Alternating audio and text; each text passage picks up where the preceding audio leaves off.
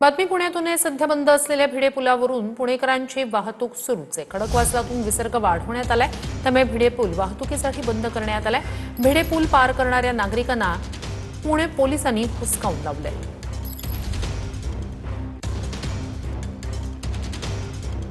खडकवासला धरणामधून मुळा मोठा नदीच्या पात्रामध्ये 24,000 क्युसेक वेगानं पाण्याचा विसर्ग जो आहे तो करण्यात येतोय आणि आपण पाहतोय की पाण्याचा विसर्ग वाढवल्यामुळे पुण्यातला भिडे पूल जो आहे तो पाण्याखाली गेलेला आपल्याला पाहायला मिळतोय।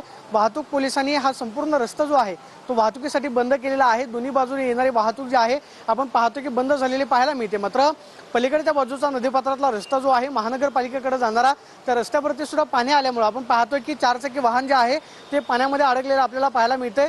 अडकलेली जी पाणी येणार म्हणून वाहनं होती, वाहनं बाजूला करण्यात आलेली आहेत। मात्र धरण क्षेत्रामध्ये मोठ्या प्रमाणावरती पावसाचा जोर पाहायला मिळतोय।